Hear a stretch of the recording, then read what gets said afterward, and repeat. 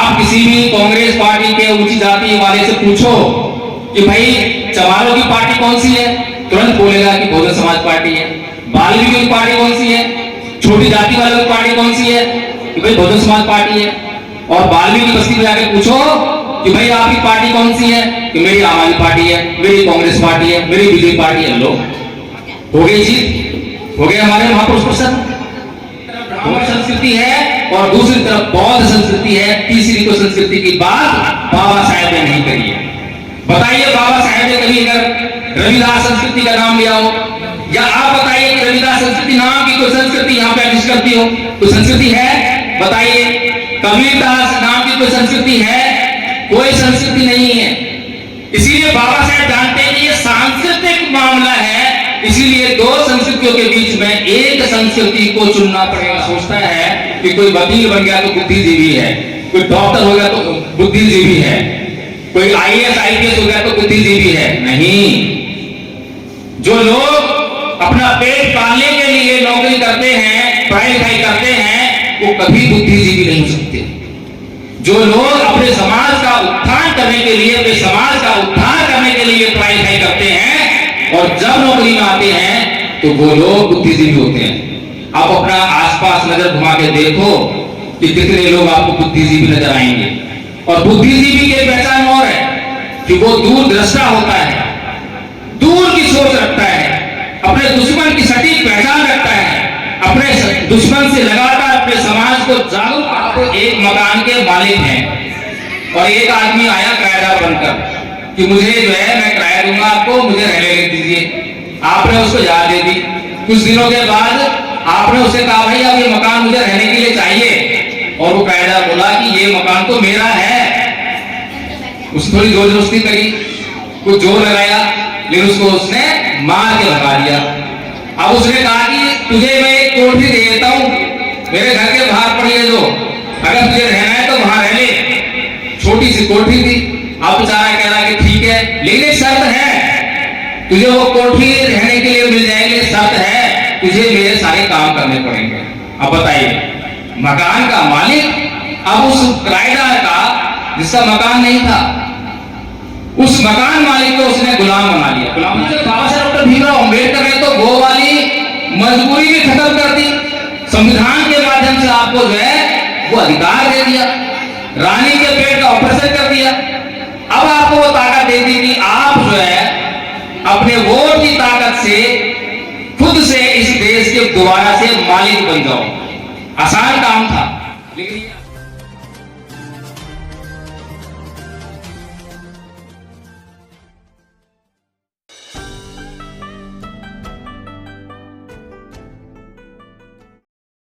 जय भीम, नमो बुद्धाय।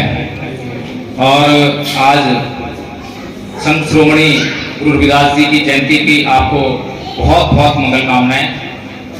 और मैं आपसे एक प्रश्न करना चाहता हूं कि आज आप सभी यहाँ पर गुरु जी की जयंती मनाने के लिए इकट्ठा हुए हैं। इसका मतलब मैं क्या समझूं कि आप गुरु जी को सम्मान देने के लिए यहाँ पर इकट्ठा हुए हैं। ये बात ठीक है? ठीक है, तो गलत तो नहीं कह रहा मैं?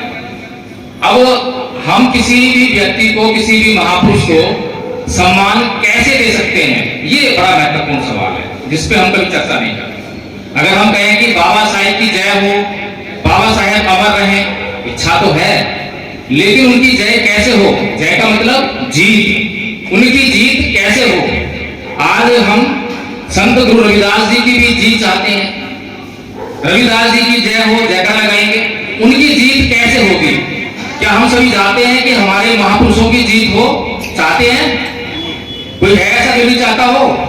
सभी चाहते हैं। तो जीत कैसे हो? जीत होगी जो उन्होंने हमारे कल्याण के लिए जो बातें कही, जो हमें रास्ता दिखाया, अगर उस रास्ते पर हमने चलना शुरू कर दिया और हमारा कल्याण हो गया तो उनकी जीत। और नहीं चले उनके बताए हुए रास्ते पर, खाली जयकार लगाते रहे तो हमारी हार और हमारे महापुरुषों की भी हार। तो अभी क्या हो रहा है?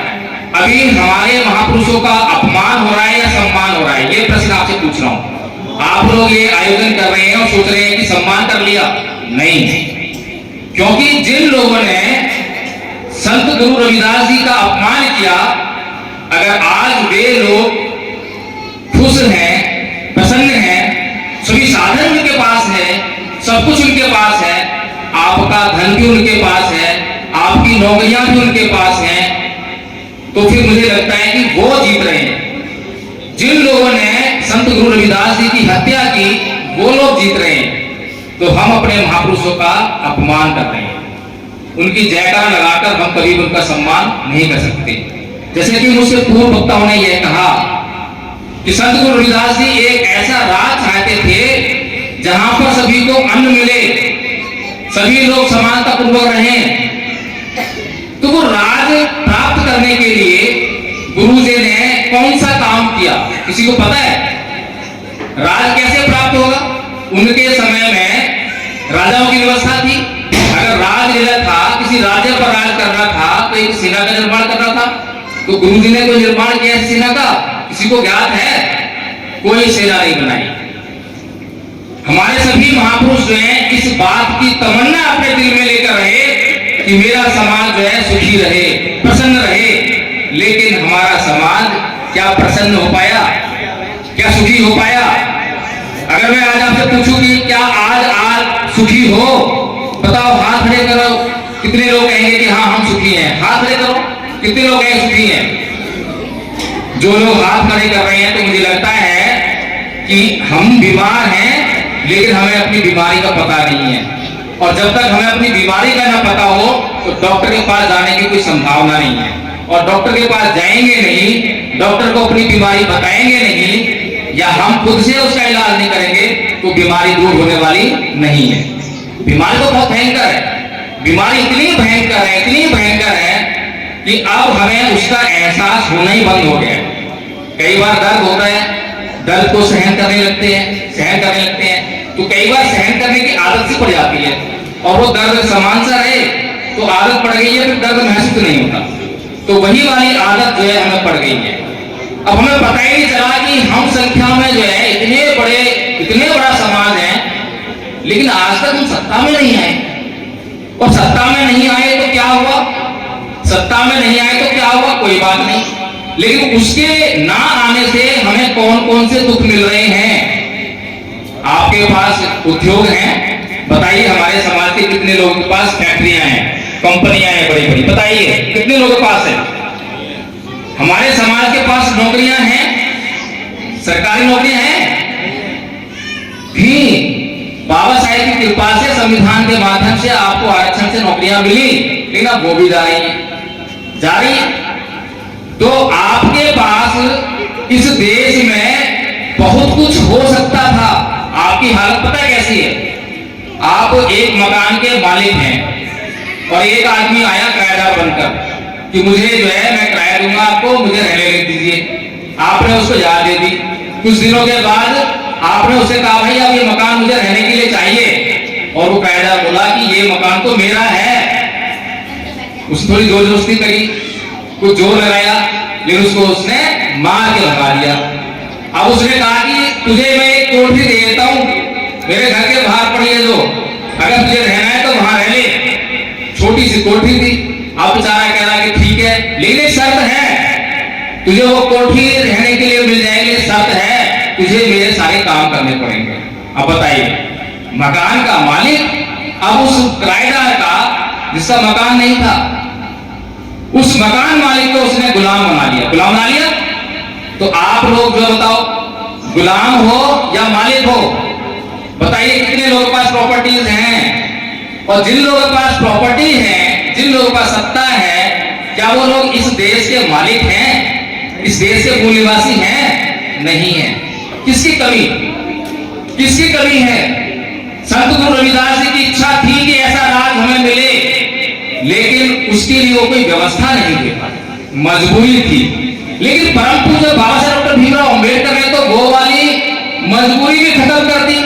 संविधान के माध्यम से आपको जो है वो अधिकार दे दिया, रानी के पेट का ऑपरेशन कर दिया। अब आपको वो ताकत दे दी कि आप जो है अपने वोट की ताकत से खुद से इस देश के दोबारा से मालिक बन जाओ।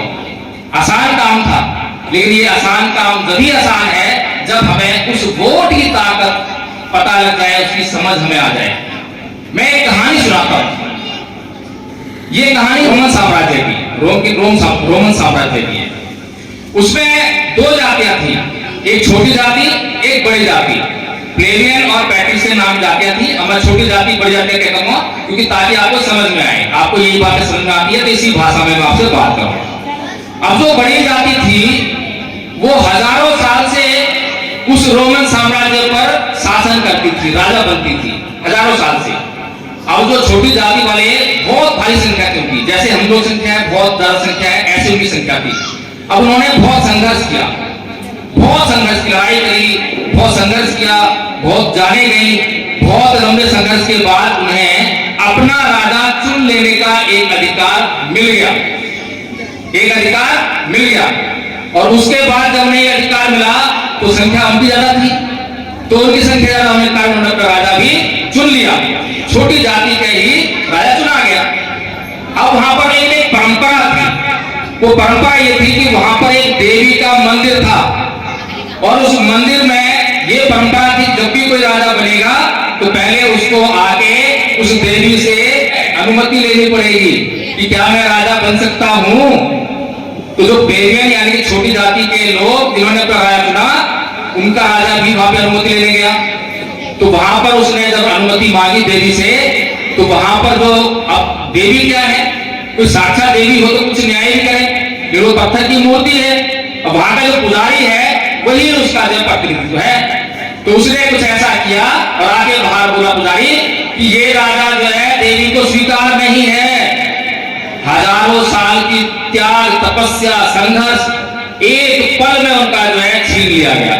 किस कारण से छीन लिया गया? ये मानसिक गुलामी के कारण छीन लिया गया। ये कहानी मुझे जो है बाबा साहेब के साहित्य से मिली। बाबा साहेब ने लिखाई और बाबा साहेब जो है इसी बात को समझाते हुए भारत के लोगों को, अभी कैलाश माथुर जी बड़ा दुख रो रहे थे, ये दुख मैं इसलिए जानता हूं, लेकिन मैं एक बात जानता हूं कि आज हमारा समाज बुद्धिजीवी नाम का जो शब्द है उसका मतलब नहीं जानता कि बुद्धिजीवी कौन है। आज हमारा समाज सोचता है कि कोई वकील बन गया तो बुद्धिजीवी है, कोई डॉक्टर हो गया तो बुद्धिजीवी है, कोई IAS IPS हो गया तो बुद्धिजीवी है। नहीं, जो लोग अपना पेट पालने के लिए नौकरी करते हैं, पढ़ाई लिखाई करते हैं, वो कभी बुद्धिजीवी नहीं हो सकते। जो लोग अपने समाज का उत्थान करने के लिए, अपने समाज का उद्धार करने के लिए पढ़ाई लिखाई करते हैं और जब नौकरी में आते हैं तो वो लोग बुद्धिजीवी होते हैं। आप अपना आसपास नजर घुमा के देखो कि कितने लोग आपको बुद्धिजीवी नजर आएंगे। और बुद्धिजीवी की पहचान और है कि वो दूरदृष्टा होता है, दूर की सोच रखता है, अपने दुश्मन की सटीक पहचान रखता है, अपने दुश्मन से लगातार अपने समाज को जागरूक करता रहता है। बताइए कितने बुद्धिजीवी आपके आसपास हैं जो आज अपने समाज को जागरूक करने लगे हैं। आज का बुद्धिजीवी मुझे केवल खुद को MLA, खुद को MP बनाने में लगा हुआ है। थोड़ा सा कष्ट हुआ तो तुरंत जाकर समाज बोलता है कि भाई मैं तुम्हारे वोट से नहीं जीतता, मुझे कांग्रेस जिताएगी, मुझे बीजेपी जिताएगी, मुझे जीतते। आ गया राज, हो गए हमारे संत महापुरुष प्रसन्न। नहीं होने वाले। बाबा साहब डॉक्टर भीमराव अम्बेडकर हमारे सच्चे महापुरुष, बड़ा सटीक अध्ययन किया हमारी समस्याओं का और उन्होंने बताया कि इस देश में सांस्कृतिक मामला है। अभी हम लोग कभी चर्चा नहीं करी इस बात पे। बाबा साहेब ने कहा कि इस देश में सांस्कृतिक मामला है और दो संस्कृतियों का संघर्ष है। एक तरफ ब्राह्मण संस्कृति है और दूसरी तरफ बौद्ध संस्कृति है। तीसरी को संस्कृति की बात बाबा साहेब ने नहीं करी है। बताइए बाबा साहेब ने कभी अगर रविदास संस्कृति का नाम लिया हो, या आप बताइए कि रविदास संस्कृति नाम की कोई संस्कृति यहाँ पे एग्जिस्ट करती हो? कोई संस्कृति है? बताइए। कबीरदास नाम की कोई संस्कृति है? कोई संस्कृति नहीं है। इसीलिए बाबा साहेब जानते हैं कि ये सांस्कृतिक मामला है, इसीलिए दो संस्कृतियों के बीच में एक संस्कृति को चुनना पड़ेगा। अभी संस्कृति क्या है, ये संस्कृति क्या है, अगर हमने ये समझ लिया होता तो संस्कृति के नाम पर सांस्कृतिक कार्यक्रम करना शुरू न कर दिया होता। संस्कृति होती है कि हम सुबह उठते हैं और रात को सोते हैं। इस दौरान जितने भी हम काम करते हैं सारे काम हम अपनी आदतों से करते हैं। सही कह रहा हूं? आदत से करते हैं। सारे जितने भी काम करते हैं उसमें 99% कार्य हम जो करते हैं वो अपनी आदतों से करते हैं, पहले सीखे हुए हैं, रोज नहीं सीखते उनको। रोज सीखते हैं क्या? नहीं। तो उसे कहते हैं संस्कृति। वो संस्कृति है, कल्चर है। बड़ी आसान भाषा समझा रहा हूं। अभी जो संस्कृति है कि कितनी महत्वपूर्ण है, जरा सोच के देखिए। बाबा साहब कहते हैं जहां मैं रहता था इस साल में, उसके सामने एक गलत महिलाओं का मोहल्ला है जो सुबह सुबह जो है आवाज लगाती हैं कि ओ सलमान मेरे लिए कीमा और ब्रेड लिया और चाय लिया सुबह सुबह। वो कहते हैं कि हमारी औरतें सूखी रोटी खाती हैं, लेकिन उनको अपनी इज्जत पसंद है, इसलिए वो सूखी रोटी खाकर भी पसंद रहती हैं, खुशी खुशी जीती हैं। लेकिन जो महिलाएं गलत काम करती हैं उन्हें कीमा चाहिए, उन्हें जो है सुबह सुबह चाय चाहिए। तो बाबा साहब कहते हैं कि ये हमारे लिए मान सम्मान और स्वाभिमान का मामला है। यहाँ पर जितनी भी पार्टियां आएंगी, आपके बीच में भी कैलाश माथुर जी बता रहे थे, आम आदमी पार्टी आई, कहा कि ये फ्री देंगे वो फ्री देंगे, ठीक है। क्या अगर आम आदमी पार्टी जीतती और आप अगर अपने ही आदमी को वोट देते, बेशक वो हार जाता, तो क्या आम आदमी पार्टी आपको वो फ्री का चंदन देने से मना कर देती? बताइए मुझे। अभी 3 पार्टियां आपको कह रही हैं, तीनों पार्टी कह रही है ये फ्री देंगे वो फ्री देंगे, वो मुद्दे लेके आते हैं आपके बीच में, आपको ललचाते हैं, आपको लालच देते हैं, क्योंकि आपको जानते हैं वो कि आप लोग जो है लोभी हो, लालची हो। ये सांस्कृतिक मामला है और वो जानते हैं कि आप इस लोभ लालच में जरूर फंस जाओगे, इस लोभ लालच में जरूर फंस जाओगे। बाबा साहब कहते हैं कि ये हमारे लिए मान सम्मान और स्वाभिमान का मामला है। कोई आपको फ्री का इतना मर्जी लोभ लालच दे, लेकिन आपको सिर्फ एक ही जगह फोकस करना है कि आम आदमी पार्टी मेरे समाज की पार्टी नहीं है। हम लोग 2022 के चुनाव में, उत्तर प्रदेश चुनाव हो रहे थे, हम लोग बनारस में एक जगह गए गांव में, वहां पर एक वृद्ध महिला थी, ब्राह्मण समाज की। हमने उससे कहा कि किसको वोट दोगे? उसने कहा कि बीजेपी को वोट देंगे। हमने कहा क्यों भाई? क्योंकि वो ब्राह्मणों की पार्टी है। हमने कहा अरे भाई, ब्राह्मण तो बहुजन समाज पार्टी में भी है, उसको वोट दो ना। कि नहीं, उसका मुखिया ब्राह्मण नहीं है। देखिए, एक वृद्ध महिला भी जानती है ब्राह्मणों की कि जो बहुजन समाज पार्टी है उसका मुखिया ब्राह्मण नहीं है, लेकिन हमारे लोग नहीं जानते कि हमारी पार्टी कौन सी है। आप किसी भी कांग्रेस पार्टी के ऊंची जाति वाले से पूछो कि भाई चमारों की पार्टी कौन सी है, तुरंत बोलेगा कि बहुजन समाज पार्टी है। बाल्मीकि की पार्टी कौन सी है, छोटी जाति वालों की पार्टी कौन सी है, कि भाई बहुजन समाज पार्टी है। और बाल्मीकि बस्ती में जाकर पूछो कि भाई आपकी पार्टी कौन सी है, कि मेरी आम आदमी पार्टी है, मेरी कांग्रेस पार्टी है, मेरी बीजेपी पार्टी है। लोग हो गई जीत, हो गए हमारे महापुरुष प्रसन्न, हो गए प्रसन्न। हमें हमारे दुख नहीं मालूम है कि हम दुखी हैं, फिर हमें उन दुखों का इलाज नहीं मालूम है। फिर सबसे बड़ी समस्या ये है कि जो दुखों का इलाज करना चाहे उसको अपने पास नहीं भटकने देते, सबसे बड़ी समस्या। और डॉक्टर को अपने घर में नहीं आने दोगे तो इलाज कैसे करेगा? बाबा साहेब वो आपके घरों में है ही नहीं। जो बाबा साहेब आपके घरों में नहीं होंगे, बाबा साहेब का साहित्य आपके घरों में नहीं होगा, तो जो बातें मैंने बताई हैं मैं कोई कहीं से और से लेकर आया हूं क्या? मैंने बाबा साहेब की किताबें पढ़ी, उसमें से निकाल के आपको ये बातें बताई। तो बाबा साहब कहते हैं कि हमारी समस्याएं संस्कृति से जुड़ी हुई हैं और हमें सांस्कृतिक विजय हासिल करनी पड़ेगी, क्योंकि रविदास जी का सांस्कृतिक मामला नहीं है, वो हमारे महापुरुष हो सकते हैं। कबीरदास जी का सांस्कृतिक मामला नहीं है, वो हमारे महापुरुष हो सकते हैं। लेकिन जब संस्कृति की बात करेंगे तो हमें बौद्ध संस्कृति के नाम पर सबको इकट्ठा होना पड़ेगा। ना कोई जाटव रहेगा, ना चमार रहेगा, ना बाल्मीकि रहेगा, ना झानक रहेगा, कोई नहीं, सब जाते खत्म, केवल बौद्ध रहेंगे। और जब बौद्ध हो जाएंगे तो पहले जब अधिसंख्यक बौद्ध थे तो बौद्धों का शासन था, और जब बौद्ध शासन था तो सारे जीते थे। बाबा साहब अच्छे दिया ना कि बौद्ध में भारत बनाना है। और प्रश्न ये उठता है कि भाई भारत को बौद्ध में क्यों करें, हिंदू राष्ट्र क्यों बनाए, मुस्लिम राष्ट्र क्यों बनाए, ये सवाल उठेंगे। तो अगर हिंदू राष्ट्र बनेगा तो नजारा आप देख रहे हैं कि बोल जय श्री राम, डंडा मारते हैं, जय श्री राम बुलवाते हैं, हत्याएं कर देते हैं।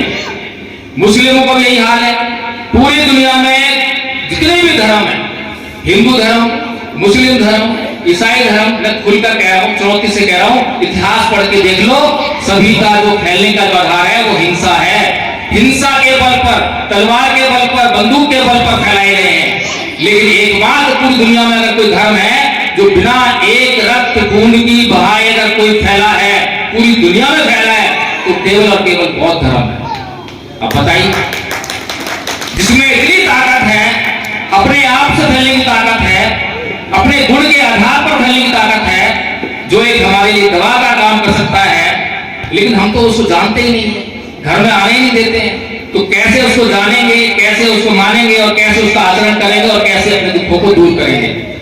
तो मैं आज संत शिरोमणि गुरु रविदास जी की जयंती पर आप लोगों के बीच में उपस्थित हुआ हूं। मेरा मन जो है कभी भी नाचने गाने का नहीं करता। बाबा साहेब को एक उनका साथी जो है एक बार ले गया थिएटर में, कहे बाबा साहब आज फिल्म देखते हैं। चले गए बाबा साहब, 15-20 मिनट के अंदर बेचैन हो गए, बेचैन होकर बाहर निकल छोड़ गए फिल्म। बताइए किस चीज की बेचैनी है, किस चीज की बेचैनी है? हम लोग दुख दर्द में तड़प रहे हैं, हमें बेचैनी नहीं है। हमारे सामने जैसे कोई मनोरंजन की चीज आती है, हम नाचने गाने लगते हैं। मान्यवर साहेब कांसीराम जी ने अपने पूरे जिंदगी में कभी भी जाति का अत्याचार सहन नहीं करा। पूरा जीवन जो है अपनी जाति को जातिवाद के अत्याचार और शोषण से मुक्त करने लगा दिया। इसे महापुरुष कहते हैं। इसीलिए मेरा आपसे ये निवेदन है, हाथ जोड़ के निवेदन कर रहा हूं कि आप लोग अपने दुख दर्द को समझिए, अपनी ताकत को समझिए। आपकी ताकत के बल पर केजरीवाल जी सरकार बना लेते हैं। केजरीवाल जी को उनका समाज यानी बढ़िया समाज वोट नहीं देता, उसका वोट जो है बीजेपी जाता है। तो केजरीवाल जी सरकार जो है जवानों के बल पर, वाल्मीकि के बल पर नहीं है।